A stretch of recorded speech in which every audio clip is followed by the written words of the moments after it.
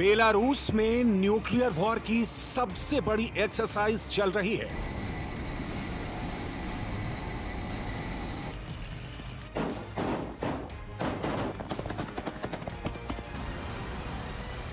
Tu-22 M3 bomber NATO को अपनी ताकत दिखा रहा है। पोलैंड की धरती पर तोप गरज रही है।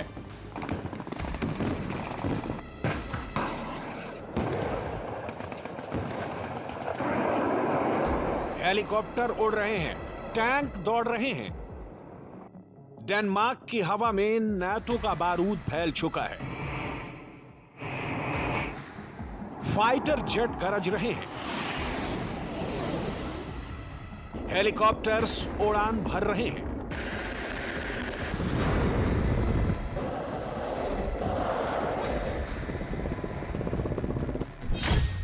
क्या नाटो और रूस के बीच महाविध्वंसक जंग शुरू होने वाली है? क्या पुतिन 32 देशों के सामने अकेले लड़ने की तैयारी कर रहे हैं? क्या एटमी जंग छिड़ने वाली है? पुतिन एटम बम का ट्रिगर दबाने वाले हैं।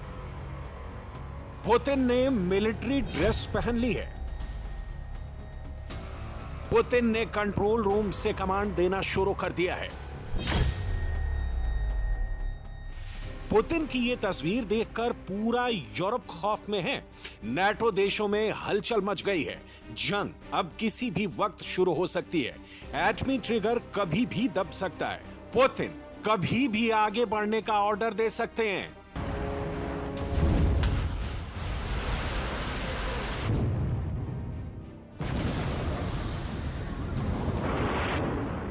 बाल्टिक सागर में टेंशन बहुत हाई है। पोलैंड ने अपनी जमीन पर सबसे बड़ी वॉर एक्सरसाइज शुरू कर दी है। पैट्रियट मिसाइल सिस्टम तैनात कर दिया है।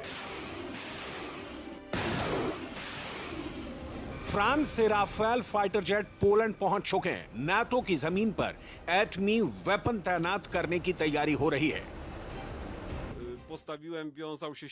हम नहीं चाहते हमारा युद्ध यूक्रेन जैसा डिफेंसिव दिखे। हम यूक्रेन जैसे नतीजे पर नहीं पहुंचना चाहते हैं। हमें यह युद्ध कम से कम कीमत पर जीतना होगा, इसलिए हम लड़ाई की अलग तैयारी कर रहे हैं। डेनमार्क में दुनिया के सबसे बड़े युद्ध की एक्सरसाइज शुरू हो चुकी है। पुतिन बनाम नाटो की जंग का काउंटडाउन शुरू हो चुका है। नाटो ने साफ कह दिया है कि पोलैंड पर हमला हुआ तो नाटो उसका जवाब मिलकर देगा। रूस ने भी कह दिया है कि पोलैंड नाटो के जाल में फंस रहा है, उसके 2 टुकड़े कर देंगे। पोलैंड में रूसी ड्रोन की घुसपैठ के बाद सिचुएशन बहुत बिगड़ चुकी है। नाटो बनाम पुतिन की जंग कभी भी छिड़ सकती है। कभी भी सबसे बड़ी जंग का ऐलान हो सकता है। 10 सितंबर को रूस के 19 ड्रोन ने पोलैंड में घुसपैठ की। 15 सितंबर को रूसी ड्रोन फिर पोलैंड में घुस गया और आज फिर पोलैंड ने दावा किया कि रूसी ड्रोन ने घुसपैठ की है। अगर पोलैंड का दावा सच है तो मतलब साफ है कि पुतिन रुकने को तैयार नहीं है, झुकने को तैयार नहीं है। ना वो नाटो से डर रहे हैं, ना पोलैंड से। रूस यूक्रेन की जंग को 1302 दिन हो चुके हैं। 240 दिन से ट्रंप जंग रुकवाने की कोशिश कर रहे हैं, लेकिन कुछ नहीं हुआ। रूस यूक्रेन पर लगातार हमले कर रहा है। जंग विध्वंसक होती जा रही है। रूस की धरती पर पुतिन की सेना बारूद बरसा रही है। टैंक, तोप, ड्रोन के वार से पूरा यूक्रेन धुआं-धुआं हो चुका है। बीती रात रूस ने यूक्रेन में 500 से ज्यादा ड्रोन, 300 से ज्यादा ग्लाइड बम और करीब 30 मिसाइलों की बरसात की।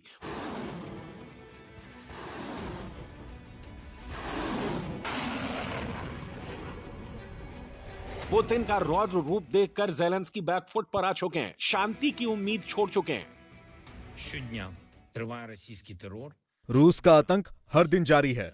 हर दिन रूस युद्ध को खत्म करने, गोलीबारी रोकने और बातचीत की संभावना को नकार रहा है। यूक्रेन में हो रही हत्या और हमले रोकने के लिए हमने डोनाल्ड ट्रंप के सभी प्रपोजल्स का पॉजिटिव रिस्पांस भी दिया है।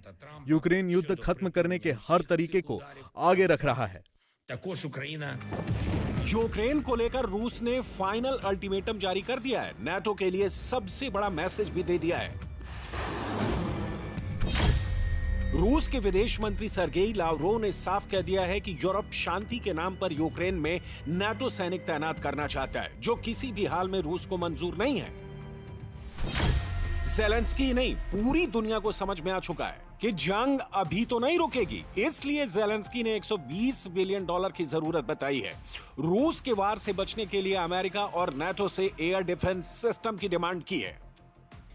अमेरिका ने यूक्रेन को बचाने के लिए पैकेज को मंजूरी दे दी, लेकिन उससे पहले ही पुतिन ने अगली चाल चल दी। पुतिन ने ज़ेलेंस्की के साथ पूरे नाटो को अपने जाल में फंसा लिया है। पुतिन ने पोलैंड के एयर स्पेस में ड्रोन भेजे। पुतिन ने रोमानिया में अपने ड्रोन उड़ाकर नाटो को खुद में उलझा लिया है। सूत्रों का कहना है कि इस वक्त नाटो देशों को खुद एयर डिफेंस सिस्टम की जरूरत पड़ रही है।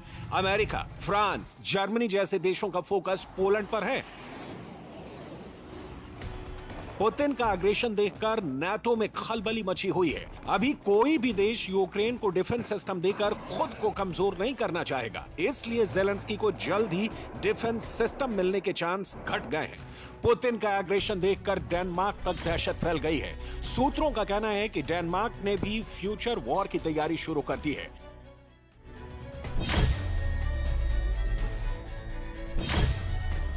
डेनमार्क लॉन्ग रेंज मिसाइल और ड्रोन खरीद का ऑर्डर देने जा रहा है। बाल्टिक सागर में इस वक्त सिचुएशन बहुत ही खराब है। यूक्रेन के बाद पोलैंड में नया वॉर फ्रंट खुल सकता है और ये कभी भी हो सकता है। सवाल यह है कि पुतिन आखिर 32 देशों की सेनाओं से एक साथ उलझने का प्लान क्यों बना रहे हैं? नाटो से डायरेक्ट फाइट क्यों करना चाहते हैं? इसका जवाब भी समझ लीजिए। यूक्रेन नाटो के हथियार के दम पर 3 साल से जंग लड़ रहा है। डिफेंस सिस्टम से लेकर अटैकिंग वेपन तक अमेरिका और नाटो से ही उसे मिल रहे हैं। रूस पहले से कहता आ रहा है कि वो यूक्रेन की धरती पर नाटो से जंग लड़ रहा है। पश्चिमी देश यूक्रेन को मोहरा बनाकर जंग को लंबी खींच रहे हैं।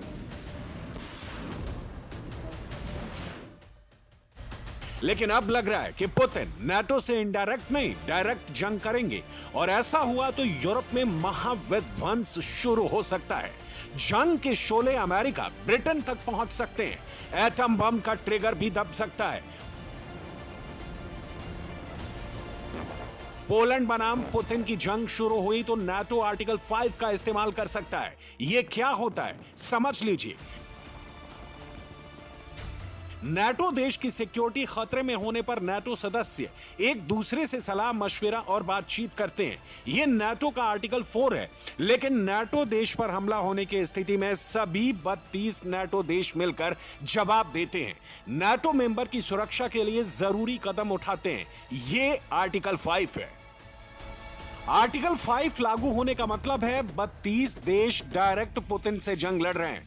आर्टिकल 5 लागू होने का मतलब यह है कि अमेरिका भी खुलकर मैदान में आ चुका होगा। जर्मनी, फ्रांस, ब्रिटेन भी उतर चुके होंगे और ज़ेलेंस्की यही चाहते हैं।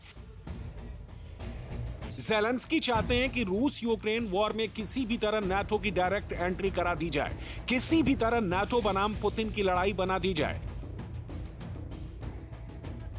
ट्रंप की कोशिश किसी भी तरह जंग का दायरा सीमित करने की है, लेकिन इसमें अभी तक कोई कामयाबी नहीं मिली है। अब पूरी दुनिया जंग खत्म करने के लिए मोदी की तरफ देख रही है।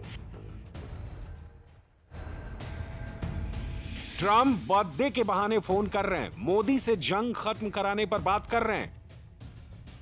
पुतिन भी मोदी को कॉल लगा रहे हैं। वॉर पर लंबी चर्चा हो रही है। मोदी भी भरोसा दिला रहे हैं कि वो आगे आने के लिए तैयार हैं, युद्ध विराम का सॉल्यूशन ढूंढने के लिए रेडी हैं।